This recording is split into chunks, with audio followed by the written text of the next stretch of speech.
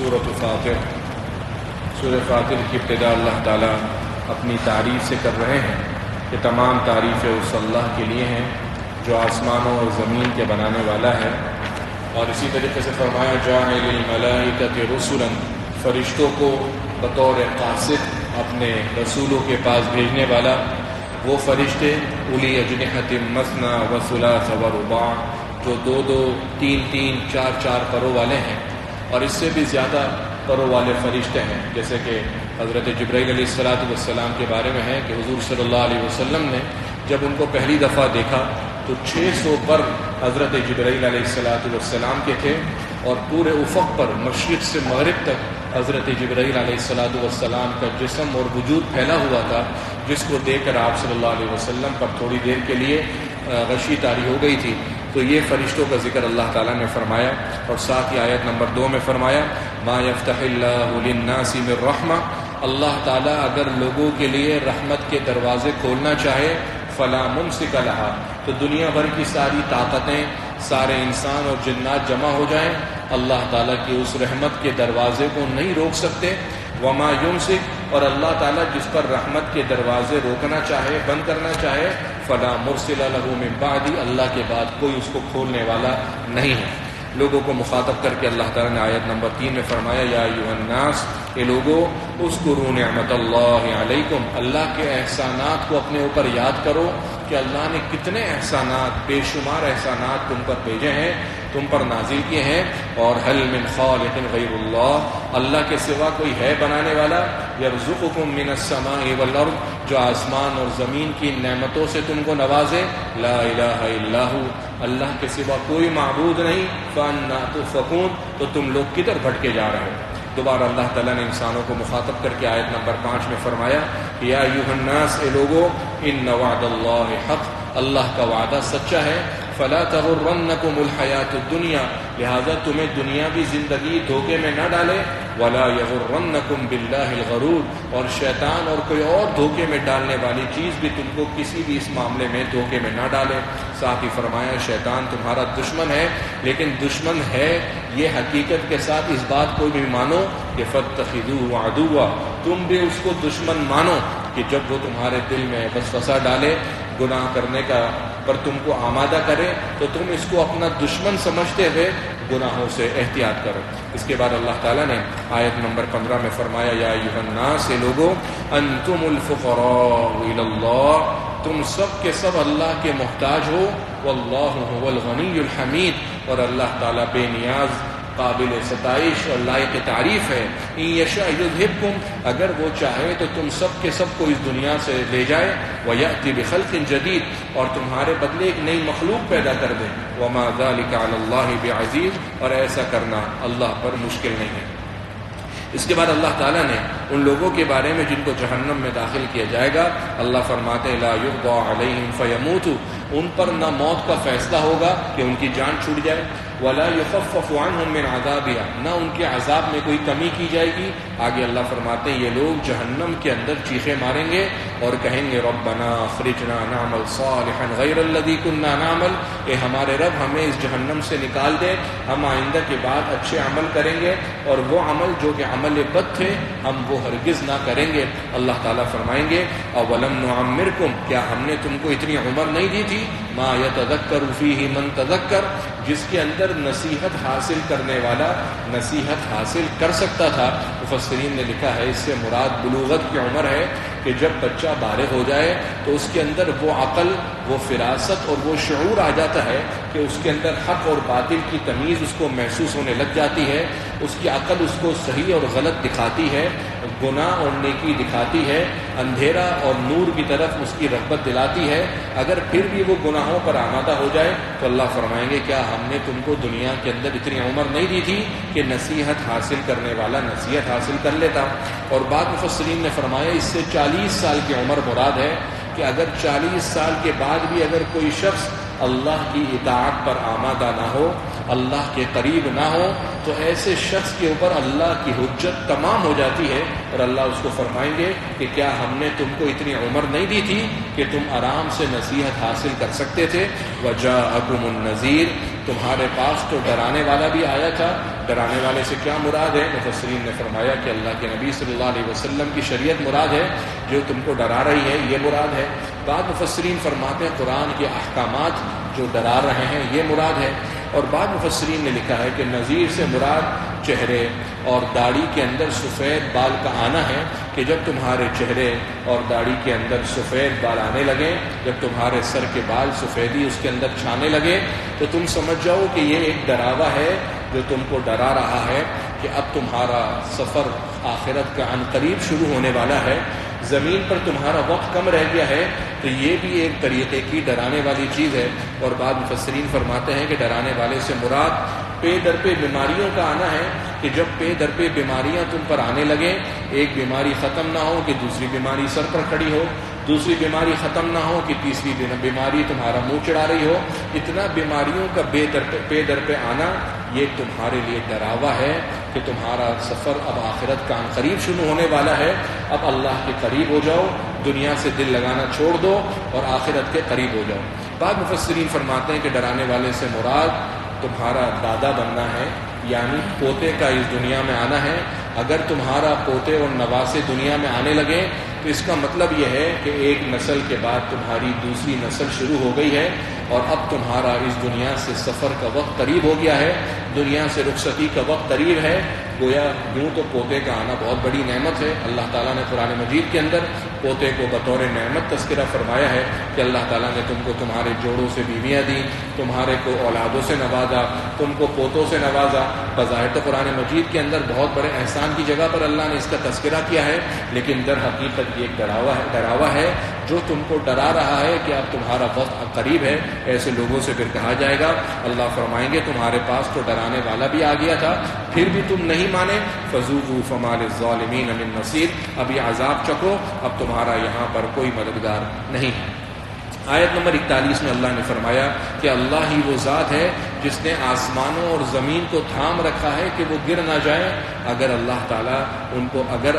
وہ آسمان اور زمین گر جائیں، گرنا چاہیں، تو اللہ ہی کی ذات ان کو تھام کر رکھی ہوئی ہے۔ محرخین نے واقعہ لکھا ہے کہ حضرت موسیٰ علیہ السلام نے اللہ تعالیٰ سے پوچھا، وہ اللہ تعالیٰ سے باتیں کیا کرتے تھے، کلیم اللہ تھے، کہ اللہ کیا آپ کو نیند نہیں آتی؟ اللہ تعالیٰ نے حضرت موسیٰ علیہ السلام کو حکم دیا کہ پانی کے 2 پیالے لے کر کوہ طور پر کھڑے ہو جاؤ۔ حضرت موسیٰ علیہ السلام دونوں ہاتھوں پر الگ الگ پانی کا پیالہ لے کر کھڑے ہو گئے، لیکن جیسے ہی نیند کا ایک جھونکا آیا یہ دونوں پیالے ٹوٹ کر نیچے گر گئے۔ اللہ تعالیٰ نے فرمایا موسیٰ اگر مجھے نیند آتی ہوتی تو یہ آسمان اور زمین بھی اس طریقے سے ٹوٹ کر گر جاتے۔ اللہ ہی نے آسمان اور زمین کو تھام رکھا ہے۔ آیت نمبر 45 کے اندر اللہ تعالیٰ نے فرمایا اگر اللہ لوگوں کے گناہوں پر پکڑ کرنا شروع کر دے، یعنی لوگوں کے ہر گناہ پر اللہ کی طرف سے پکڑ کے فیصلے ہو جائیں، اللہ فرماتے ہیں ما ترک علی ظہرہا من دابہ، پھر اللہ اس زمین پر کسی چلنے والی مخلوق کو زندہ نہ چھوڑے، لیکن یؤخرہم الی اجل مسمى، اللہ ہر ایک جاندار کو ایک مقررہ مدت تک ڈھیل دیتا ہے۔ اب جب موت کا وقت آ جائے گا پھر اس کے اندر نہ کوئی کمی ہوگی نہ کوئی بیشی ہوگی۔ سورہ یاسین قرآن مجید کا دل ہے۔ سورہ یاسین کو قرآن مجید کا دل کہا جاتا ہے۔ مردے کے پاس یہ سورت پڑھی جائے جس کی روح نکلنے والی ہو تو اللہ تعالیٰ اس کے لیے آسانی کا فیصلہ فرما دیتے ہیں۔ جو شخص صبح اور شام پڑھتا ہے اللہ تعالیٰ اس کی حاجات بلند کر دیتے ہیں۔ قرآن مجید کا دل ہے۔ اس کی ابتدا اس بات سے ہے کہ یاسین یہ حروف مقطعات میں سے جس کے معنی اللہ بہتر جانتے ہیں۔ والقرآن الحکیم، اللہ فرماتے ہیں قسم ہے قرآن حکیم کی، انک لمن المرسلین علی صراط مستقیم، اے نبی آپ سیدھے رستے پر ہیں اور رسولوں میں سے ہیں۔ اس کے بعد اللہ تعالیٰ نے اپنی توحید خداوندی کا تذکرہ فرمایا، مخلوقات کا تذکرہ فرمایا، بولا دن اور رات، اور زمینوں کے اندر دیکھو کتنی بنجر زمینیں ہیں۔ بنجر زمینوں کو ہم زندہ کرتے ہیں کہ پانی کی اور بارش ان پر آتی ہے تو بنجر زمین کے اندر ہریالی ہو جاتی ہے، فصلیں اگنا شروع ہو جاتی ہیں۔ یہ اللہ ہی کی قدرت ہے۔ دن اور رات اللہ کی قدرت ہے کہ رات کے اندر سے اللہ تعالیٰ دن کو کیسے کھینچ کر نکال دیتے ہیں، اور دن ہوتا ہے اللہ تعالیٰ اس کے اندر رات کو کیسے داخل کر دیتے ہیں۔ سورج اور چاند ہی کو دیکھ لو کہ اپنے اپنے مدار کے اندر چل رہے ہیں۔ آج تک کبھی ایسا نہیں ہوا کہ سورج طلوع ہونے کے اندر 1 منٹ تاخیر ہو گئی ہو، سورج غروب ہونے کے اندر 1 منٹ کی تاخیر کے بجائے جلدی ہو گئی ہو، وقت پر غروب نہ ہو سکا ہو، بلکہ سورج اور چاند اپنے اپنے مدار پر چل رہے ہیں۔ للشمس ينبغي لها لها ان تدرك القمر، سورج کی اتنی مجال نہیں ہے کہ وہ چاند کو پا سکے، ولا الليل سابق النهار، رات کی اتنی مجال نہیں ہے کہ وہ دن کو سبقت کر سکے، وكل في فلك يسبحون، سب کے سب اپنے مدار کے اندر چل رہے ہیں۔ آیت نمبر 59 میں اللہ نے اس بات کا تذکرہ کیا کہ قیامت کے دن اتنی بڑی امت اور مجمع میں سے ان لوگوں کو الگ کر لیا جائے گا جو گنہگار ہیں، لہٰذا اتنی بڑی محشر کے اندر جماعت میں سے یوں کہا جائے گا وَامْتَازُوا الْيَوْمَ أَيُّهَا الْمُجْرِمُونَ کہ اے گنہگارو آج کے دن تم الگ ہو جاؤ تاکہ دنیا بھی دیکھے اور تمہارا فیصلہ بھی الگ سے ہو۔ اس کے بعد اللہ تعالیٰ نے آیت نمبر 65 میں اس بات کا تذکرہ کیا کہ قیامت کے دن ہم گنہگاروں کے منہ پر مہر لگا دیں گے اور ان کے ہاتھ اور ان کے پاؤں ہم سے بات کریں گے کہ انہوں نے کیا کیا گناہ دنیا کے اندر کیے۔ صحابہ تو اس جب قرآن مجید اترا ان آیتوں پر ہو بہو کما حق ایمان لے آئے۔ ہمارے لیے تو ایمان لانا اس آیت پر مشکل ہی نہیں ہے، دنیا کے اندر تو اب چلنے پھرنے والے روبوٹ تک بن گئے ہیں، چھوٹے سی USB کے اندر 1 TB کا ڈیٹا محفوظ ہو جاتا ہے، 10 TB کا ڈیٹا محفوظ ہو جاتا ہے۔ اب تو ان آیتوں پر ایمان لانا مشکل ہی نہیں ہے کہ قیامت کے دن کس طریقے سے ہمارے جسم، ہمارا منہ، ہماری زبان، ہمارے پاؤں ان گناہوں جو ہم نے دنیا میں کیے اس کا شکوہ اللہ سے فرمائیں گے۔ اللہ تعالیٰ فرماتے ہیں وَمَن نُعَمِّرْهُ نُنَكِّسْهُ فِي الْخَلْقِ، جس کو ہم عمر دیتے ہیں اس کی خلقت کے اندر کمی کر دیتے ہیں۔ أَفَلَا يَعْقِلُونَ، کیا اس کے بعد بھی ان کو عقل نہیں ہے؟ سورہ یاسین کے آخر میں اللہ تعالیٰ نے فرمایا اللہ کا فیصلہ تو ایسے ہوتا ہے اذا اراد شيئا ان يقول له كن، اللہ تعالیٰ کسی چیز کو بنانے کا ارادہ کرتے ہیں تو صرف اتنا کہتے ہیں کہ ہو جا، فیکون، وہ چیز ہو جاتی ہے۔ فسبحان الذي بيده ملكوت كل شيء، پاک ہے وہ ذات جس کے قبضے میں ہر چیز کی طاقت ہے، ہر چیز کی بادشاہت ہے۔ وإلیہ ترجعون، اور اسی کی طرف تم سب لوٹائے جاؤ گے۔ سورۃ الصافات کے اندر انبیاء کے تذکرے کے ساتھ ساتھ کافروں کا، جہنمی اور گنہگاروں کا جنت والوں کے ساتھ مکالمہ ہوگا، اس بات کا تذکرہ ہے۔ حضرت نوح، حضرت ابراہیم علیہ السلام، حضرت ابراہیم کے بیٹے اسماعیل کس طریقے سے قربانی کے لیے آمادہ ہو گئے۔ اللہ قرآن مجید میں فرماتے ہیں کہ جب ہم نے حضرت ابراہیم علیہ السلام کو ایک نیک بچے کی خوشخبری دی جس کا نام اسماعیل تھا اور وہ چلنے کی عمر کو پہنچا، تقریباً جس کی عمر 7 سال تھی، تو حضرت ابراہیم علیہ السلام نے خواب دیکھا اور خواب دیکھ کر اپنے بیٹے سے کہا یا بنی انی اری فی المنام، میرے بیٹے میں نے خواب دیکھا ہے انی اذبحک، کہ تجھے اللہ کی راہ میں ذبح کر رہا ہوں، فانظر ماذا تری، تیری کیا رائے ہے، کیا کروں؟ آخر بیٹا بھی نبی کا تھا، کہنے لگا یا ابتی، اے میرے ابا جان، افعل ما تؤمر، جیسے آپ کو حکم دیا جا رہا ہے وہ کر گزریے، اللہ نے چاہا تو آپ مجھے صبر کرنے والوں میں سے پائیں گے۔ قرآن کہتا ہے فلما اسلما، دونوں نے بات مان لی، اللہ کے سامنے سر جھکا دیا۔ حضرت ابراہیم علیہ السلام نے اللہ سے یہ نہیں کہا کہ اللہ یہ دنیا کی کس قانون کی کتاب کے اندر ہے کہ میں اپنا بیٹا وہ بھی گلے سے چھری پھیر کر ذبح کر دوں، یہ تو بہت رحم دلی کے خلاف ہے، آپ تو ارحم الراحمین ہیں، میں اپنے بیٹے کا کیسے خون بہا دوں؟ بلکہ حضرت ابراہیم اور ان کے 7 سالہ فرزند حضرت اسماعیل دونوں اللہ کے حکم پر راضی ہو گئے۔ وَتَلَّهُ لِلْجَبِينِ، پیشانی کے بل لٹایا تو عموماً گردن کے بل جاتا ہے، لیکن حضرت اسماعیل علیہ السلام نے اپنے والد سے کہا کہ اگر آپ مجھے گلے سے ذبح کریں گے تو ممکن ہے کہ میرا چہرہ دیکھتے وقت، آپ میرا چہرے کو ذبح کرتے وقت آپ کی پدری شفقت جاگ جائے، آپ مجھے پیشانی کے اوپر لٹا دیجئے، گردن سے ذبح کیجئے۔ حضرت ابراہیم علیہ السلام نے چھری چلائی، چھری چلی نہیں، حضرت جبرائیل علیہ السلام مینڈا لے کر آئے اور دور سے آواز لگائی کہ یا ابراہیم قد صدقت الرؤیا، ابراہیم یہ صرف آپ کے لیے بطور آزمائش تھی، اللہ دیکھنا چاہتے تھے کہ آپ آزمائش میں پورے اترتے ہیں نہیں، آپ نے تو اپنا خواب بھی سچ کر دکھایا۔ انا کذالک نجزی المحسنین، ہم تو نیکوکاروں کو ایسے ہی بدلہ دیتے ہیں۔ اس کے بعد اللہ تعالیٰ نے حضرت ابراہیم علیہ السلام پر سلامتی کا تذکرہ فرمایا، حضرت موسیٰ اور ہارون، حضرت الیاس، حضرت یونس علیہ السلام اور دیگر انبیاء کے تذکرہ کرنے کے بعد آخر کے اندر اللہ تعالیٰ نے فرمایا سبحان ربک رب العزت عما یصفون، پاک ہے آپ کے رب کی ذات، عزت والی ذات، غلبے والی ذات ان لوگوں سے، ان کافروں سے جو اللہ کے بارے میں غلط قسم کی باتیں کرتے ہیں۔ وسلام علی المرسلین، اور جتنے انبیاء ہیں ان سب پر سلامتی نازل ہو۔ والحمد للہ رب العالمین، تمام تعریفیں اس اللہ کے لیے ہیں جو تمام جہانوں کا پالنے والا ہے۔ سورۃ الصاد کے اندر اس بات کا تذکرہ ہے اور اس صورت کا ایک مخصوص شان نزول ہے، اور اس کا شان نزول کا مطلب میں پہلے بتا چکا ہوں، یعنی بعض آیات کے کچھ پس منظر اور بیک گراؤنڈ ہوتے ہیں، اس موقع پر حکمت کے مطابق آیتیں نازل ہوتی ہیں۔ واقعہ یہ تھا، حضرت ابو طالب جو کہ آپ صلی اللہ علیہ وسلم کے چچا تھے، حضور کی بہت زیادہ سائڈ لیا کرتے تھے، حضور کی طرفداری کیا کرتے تھے، حضور کے ساتھ شفقت کا معاملہ کیا کرتے تھے۔ اگرچہ ابو طالب حضور صلی اللہ علیہ وسلم پر ایمان نہیں لائے تھے، حضور کے چچا محترم تھے، لیکن حضور پر ایمان نہیں لائے تھے۔ ابو طالب جب بیمار ہوئے تو رؤسائے کفار قریش کے بڑے بڑے کافر جمع ہوئے اور کہنے لگے کہ کل کو اگر ابو طالب کو کچھ ہو جاتا ہے اور پھر ہم محمد کے ساتھ ایسا ویسا سلوک کرتے ہیں تو سارے عرب ہمیں تانا دیں گے اور بولیں گے اچھا اس کا چچا جب تک زندہ تھا تو کافی ان لوگوں کی ہمت نہیں ہوئی، جیسے اس کا چاچا اس دنیا سے رخصت ہوا ان لوگوں کی اتنی ہمت ہوئی کہ بھتیجے پر ہاتھ ڈال دیا۔ تو ابو طالب کے پاس سب گئے اور کہنے لگے ابو طالب آپ ہمارے بڑے ہیں، محترم ہیں، آپ اپنے بھتیجے کو سمجھائیے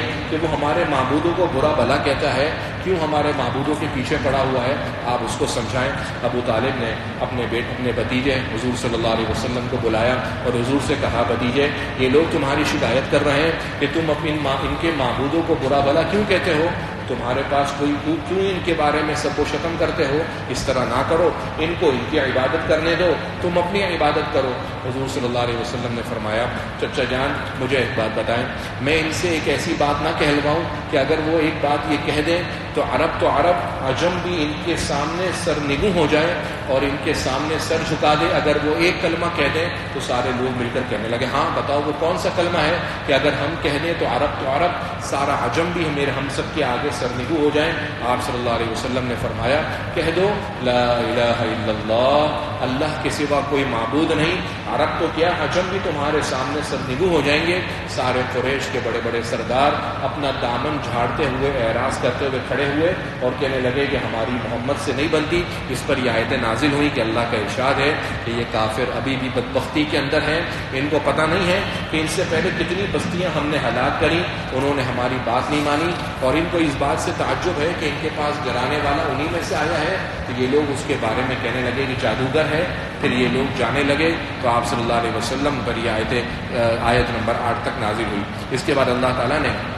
حضرت ایوب علیہ السلام کا تذکرہ فرمایا، اور اس حضرت سلیمان علیہ السلام جب عبادت کر رہے تھے تو ان کے ساتھ جو دو شخص آئے اور ان دونوں نے اپنا مقدمہ پیش کیا، اس بات کا تذکرہ کیا۔ حضرت داؤد علیہ السلام اور حضرت سلیمان علیہ السلام کے ساتھ حضرت ایوب علیہ السلام پر جو پریشانی آئی، 10 سال کے عرصے تک پریشانی اور بیماری کے اندر رہے، پھر اللہ تعالیٰ نے ان کو بیماری سے نجات دی، اور نجات کا طریقہ یہ بتائیے کہ اپنی ایڑی گھسیٹیے، وہاں سے ٹھنڈا پانی ہوگا اس سے غسل کیجیے، اللہ تعالیٰ آپ کو اس سے شفا دیں گے۔ اس کے بعد دیگر انبیاء کے تذکرہ کرنے کے بعد اللہ تعالیٰ نے حضرت آدم علیہ السلام کی خلقت کے حوالے سے تذکرہ فرمایا، اور آخر میں فرمایا کہ یہ ساری باتیں جتنی ہیں حق ہے، اگر پھر بھی کوئی نہیں مانے تو اللہ کا ارشاد ہے لَأَمْلَأَنَّ جَهَنَّمَ مِنْكَ وَمِمَّنْ تَبِعَكَ مِنْهُمْ أَجْمَعِينَ، کہ جو لوگ بات نہیں مانیں گے اور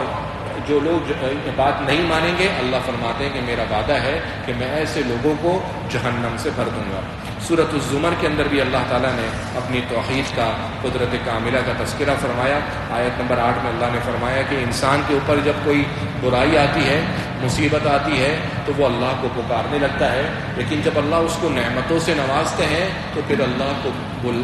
کو پکارنا بھول جاتا ہے، اور پھر ادھر ادھر اپنی خرمستیوں کے اندر اللہ کے ساتھ شریک بنا لیتا ہے۔ اس بات کا اللہ تعالیٰ نے تذکرہ فرمایا۔ اللہ تعالیٰ ایمان والوں کے لیے کیسے ان کا سینہ اسلام کے لیے کھول دیتے ہیں، اس بات کا تذکرہ فرمایا، اور ساتھ ہی فرمایا کہ اللہ کی کتاب قرآن مجید تو ایسی ہے کہ جب اس کو ایمان والے سنتے ہیں تو وہ لوگ جو ایمان والوں میں اللہ سے ڈرنے والے ہیں ان کے رونگٹے کھڑے ہو جاتے ہیں، اور پھر ان کا دل اللہ کے ذکر پر آمادہ ہو جاتا ہے۔ اس بات کا تذکرہ اللہ نے فرمایا۔ اس کے بعد آیت نمبر 42 میں اس بات کا تذکرہ ہوا کہ اللہ تعالیٰ 2 موقعوں کے اوپر انسان کی روح قبض کر لیتا ہے۔ ایک تو موت، جب موت آتی ہے تو انسان کی روح قبض ہو جاتی ہے، اور دوسرا جب انسان رات کو سوتا ہے تو سوتے وقت اللہ تعالیٰ اس کی روح قبض کر لیتے ہیں، پھر اگر اس کی موت کا فیصلہ نہ ہو تو اللہ تعالیٰ روح واپس بھیج دیتے ہیں، اور اگر موت کا فیصلہ ہو جائے تو اسی نیند کے اندر اللہ کی طرف سے اس کو موت آ جاتی ہے۔ اس بات کا تذکرہ کیا۔ اس کے بعد اللہ تعالیٰ نے اس بات کا تذکرہ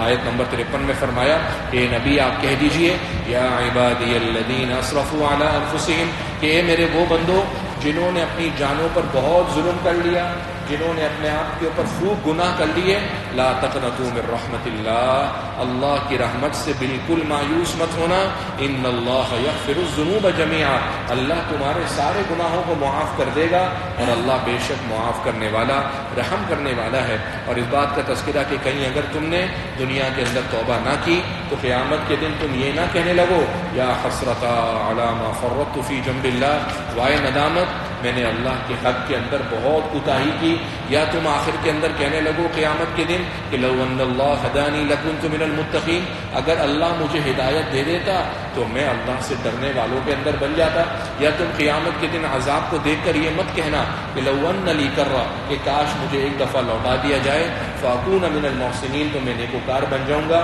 یہ جو انسان الگ الگ قسم کے حسرت اور ندامت اور پشیمانی کے بول قیامت کے دن بولے گا، اللہ تعالیٰ نے قرآن مجید کے اندر اس کا تذکرہ کیا اور ہمیں اور آپ کو بتایا تاکہ کہیں میں اور آپ بھی دنیا کے اندر گناہوں کے اندر پڑھ کر آخرت کے اندر یہ بول بولنے والے نہ بنے، یہ حسرت اور ندامت اور پشیمانی کے بول ہم ہرگز نہ بولیں۔ کفار جمع ہوئے اور کہنے لگے محمد ہم ایک کام کرتے ہیں، وہ یہ کہ تم 6 مہینے ہمارے معبود کی عبادت کرو اور بقیہ سال کے 6 مہینے ہم تمہارے معبود کی عبادت کریں گے۔ گویا آپس کے اندر ٹیبل ٹاک کیا، مذاکرات کرنے چاہے کہ 6 مہینے سب کے سب ہمارے معبود کی عبادت کر لیں اور پھر 6 مہینے ہم تمہارے معبود کی عبادت کر لیں گے، تاکہ آپس کے اندر کوئی جھگڑا اور جنگ و جدالی نہ ہو۔ اس پر یہ آیتیں نازل ہوئیں، افغیر اللہ تأمرونی اعبد، اے نبی ان سے کہہ دیجئے کہ کیا تم لوگ مجھے اللہ کے سوا کسی کی عبادت کرنے کا حکم دیتے ہو نادانو؟ وَلَقَدْ أُوحِيَ إِلَيْكَ وَإِلَى الَّذِينَ مِن قَبْلِكَ، اور حال یہ ہے کہ مجھ پر بھی اور مجھ سے پہلے جتنے انبیاء ہیں ان سب پر یہ بات بطور وحی بتا دی جا چکی، لَئِنْ أَشْرَكْتَ لَيَحْبَطَنَّ عَمَلُكَ، کہ اگر تم نے اللہ کے ساتھ کسی کو شریک کیا تمہارے سارے کے سارے اعمال ضائع ہو جائیں گے، وَلَتَكُونَنَّ مِنَ الْخَاسِرِينَ، اور تم بہت خسارے کے اندر ہو جاؤ گے۔ بَلِ اللَّهَ فَاعْبُدْ، بلکہ اے نبی اللہ ہی کی عبادت کیجئے، وَكُن مِنَ الشَّاكِرِينَ، اللہ تعالیٰ کے ہی شکر گزار بنیے۔ اس کے بعد اللہ تعالیٰ نے سور کے پھونکنے کا، اعمال نامے کے ملنے کا، قیامت کے دن سارے انبیاء آئیں گے، ان کو بھی امت کے سارے اعمال بتائے جائیں گے، اس بات کا تذکرہ۔ 2 قسم کے گروہ ہوں گے، ایک گروہ جو جہنم کی طرف جائے گا، جب جہنم کی طرف جائے گا تو جہنم کے دروازے کھل جائیں گے اور جہنم کا چوکیدار اور داروغہ ان سے کہے گا تمہارے پاس دنیا کے اندر رسول نہیں آیا تھا جو کتاب اللہ کی آیتیں تلاوت کرتا تھا، تم کو ڈراتا تھا اس دن سے؟ وہ کہیں گے بلا ولکن حقت کلمۃ العذاب، بالکل آیا تھا لیکن ہم لوگوں کے ساتھ یہ مسئلہ ہوا کہ عذاب کی بات ہم پر ثابت ہو گئی۔ دوسرا گروہ جو اللہ سے ڈرنے والا ہوگا ان کو جنت کی طرف ہنکایا جائے گا۔ جب وہ جنت کے قریب آئیں گے اللہ فرماتے ہیں جنت کے دروازے کھول دیے جائیں گے اور جنت کا داروغہ اور چوکیدار ان سے کہے گا سلام علیکم، سلامتی ہو تم پر، تم خوشحال رہو، فادخلوها خالدین، اور اس جنت کے اندر ہمیشہ ہمیشہ کے لیے داخل ہو جاؤ۔ اس وقت وہ اللہ سے کہیں گے کہ اللہ تمام تعریفیں آپ کے لیے ہیں کہ آپ نے اپنا وعدہ سچ کر دکھایا، جنت کا وارث ہمیں بنایا کہ ہم جنت کے اندر جدھر چاہیں گھومتے پھریں۔ اور اس وقت یہ نبی اللہ فرماتے ہیں کہ نبی آپ دیکھیں گے کہ فرشتے عرش کے آس پاس عرش کو گھیرے ہوئے ہوں گے، اللہ کی تعریف کو بیان کرتے ہوں گے، اور اس قیامت کے دن سارے معاملات حق کے بل بوتے پر فیصلوں کے طور پر طے کر دیے جائیں گے۔ اور اس وقت ایمان والے کہیں گے الحمدللہ رب العالمین، تمام تعریفیں اس اللہ کے لیے ہیں جو دونوں جہانوں کا پالنے والا ہے۔ سورۃ المومن کے اندر ان فرشتوں کا تذکرہ ہے جو اللہ کے عرش کو اٹھانے والے ہیں اور وہ اللہ کی تسبیحات بیان کرتے ہیں، استغفار کرتے ہیں، اس بات کا تذکرہ ہے۔ قیامت کے دن اللہ تعالیٰ جب اس ساری کی ساری مخلوقات کو موت دے دیں گے پھر اللہ تعالیٰ اعلان کریں گے لمن الملک اليوم، آج کس کی بادشاہت ہے؟ کہاں ہیں فرعون جو خدائی کے دعوے کرنے والے؟ کہاں ہیں دوسرے لوگ جو خدائی کا اعلان کرتے تھے؟ آج کس کی بادشاہت ہے؟ جب کسی کا جواب نہیں آئے گا اللہ فرماتے للہ الواحد القہار، آج ایک اکیلے اللہ کی بادشاہت ہے۔ اس کے بعد اللہ تعالیٰ نے حضرت موسیٰ علیہ السلام کا تذکرہ فرمایا اور اس بات کا تذکرہ کیا کہ فرعون اپنے وزراء سے جس کا نام حامان تھا کہتا تھا کہ حامان میرے لیے ایک سیڑھی بناؤ تاکہ میں سیڑھی لگا کر آسمان پر چڑھ جاؤں اور آسمان پر چڑھ کر موسیٰ کے رب کو دیکھوں، کیونکہ مجھے تو لگتا ہے موسیٰ جھوٹ ہے۔ اللہ فرماتے ان کی بہکی بہکی باتیں در حقیقت حقیقت شیطان نے ان کے لیے ان کے برے اعمال کو مزین کر دیا، تو یہ وہ لوگ ہیں کہ قیامت کے دن ان پر آگ پیش کی جائے گی، اور دنیا کے اندر بھی صبح اور شام ان پر آگ پیش کی جاتی ہے، اور قیامت کے دن ایسے لوگوں سے کہا جائے گا کہ جنت کے اندر تم سب کے سب داخل ہو جاؤ۔ آیت نمبر 60 کے اندر اللہ نے اس بات کا تذکرہ فرمایا کہ تمہارا رب کہتا ہے ادعونی، تم مجھ سے دعا کرو، استجب لکم، میں تمہاری دعا قبول کروں گا۔ اور فرمایا کہ ان الذین یستکبرون عن عبادتی، کہ جو لوگ میری عبادت سے اعراض کرتے ہیں، دعائیں نہیں کرتے، اللہ سے مانگتے نہیں ہیں، سیدخلون جہنم داخرین، وہ لوگ جہنم میں داخل ہوں گے، کیونکہ دعا کے اندر انسان کی عاجزی دکھتی ہے، اللہ سے مانگنا دکھتا ہے، تواضع دکھتی ہے۔ اور جو شخص اللہ سے نہیں مانگتا، حدیث شریف میں ہے کہ من لم یسأل اللہ یغضب علیہ، جو اللہ سے دعا نہیں کرتا، اللہ سے نہیں مانگتا، اللہ کا سخت غضب اس پر نازل ہوتا ہے۔ اللہ تعالیٰ مجھے اور آپ کو جو کچھ کہا گیا عمل کرنے کی توفیق نصیب فرمائے۔ الحمد للہ رب العالمین، اللہم صل علی سیدنا محمد وعلی آل سیدنا محمد وبارک وسلم تسلیما۔ اللہم انک عفو تحب العفو فاعف عنا، رب اغفر وارحم وانت خیر الراحمین، رب ارحمہما کما ربیانی صغیرا، لا الہ الا انت سبحانک انی کنت من الظالمین۔ اے اللہ ارحم الراحمین، جو کچھ کہا گیا سنا گیا عمل کرنے کی توفیق نصیب فرما۔ اے اللہ جو کچھ قرآن مجید کی تلاوت کی گئی، قرآن مجید سنا گیا، تراویح ادا کی گئی، اس کو اپنی بارگاہ میں قبول و منظور فرما۔ اے اللہ دن کا روزہ رکھنا، رات میں تراویح میں تیرے سامنے کھڑا ہونا، اے اللہ سب اپنے فضل سے اپنے کرم سے قبول فرما۔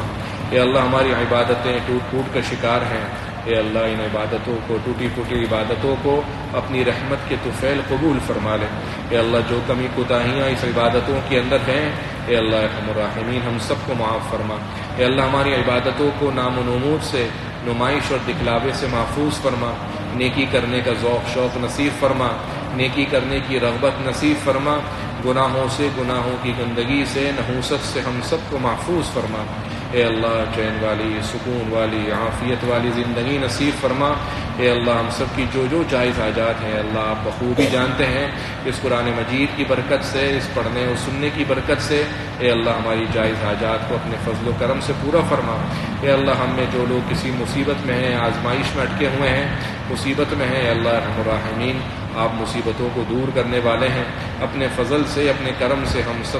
سب سے تمام آزمائشوں کو دور فرما۔ اے اللہ ارحم الراحمین دنیا بھر کے مظلوم مسلمانوں کی مدد فرما۔ اے اللہ غزہ کے مظلوم مسلمانوں کی مدد فرما۔ اے اللہ غزہ کے مظلوم مسلمانوں کی مدد فرما۔ اے اللہ یہ لوگ تیرے لیے لڑ رہے ہیں، جہاد کر رہے ہیں، اے اللہ ان کے مجاہدین کو فتح اور کامرانی نصیب فرما۔ اے اللہ فتح اور کامرانی ان کے مقدر فرما، ان کے مخالفین معاونین کو تباہ و برباد فرما، جو ان کے مخالفین کے ہم نوا اور معاونین ہیں اللہ ان کو تباہ و برباد فرما، ان کے ناپاک وجود سے اس زمین کو پاک فرما۔ اے اللہ ارحم الراحمین قرآن مجید سے محبت نصیب فرما، اپنے نبی کی شریعت پر کما حق ہو ہم سب کو عمل کرنے کی توفیق نصیب فرما۔ اے اللہ اپنے سے خوب مانگنے والا بنا، اے اللہ اپنا ذکر کرنے والا، اپنی نعمتوں پر شکر کرنے والا، اے اللہ ہم سب کو تجھ سے مانگنے والا بنا۔ اے اللہ ہماری دعاؤں کو اپنے فضل سے قبول فرما۔ وصلی اللہ وسلم علی خیر خلقی محمد وآلہ وصحبہ اجمعین برحمتک یا ارحم الراحمین۔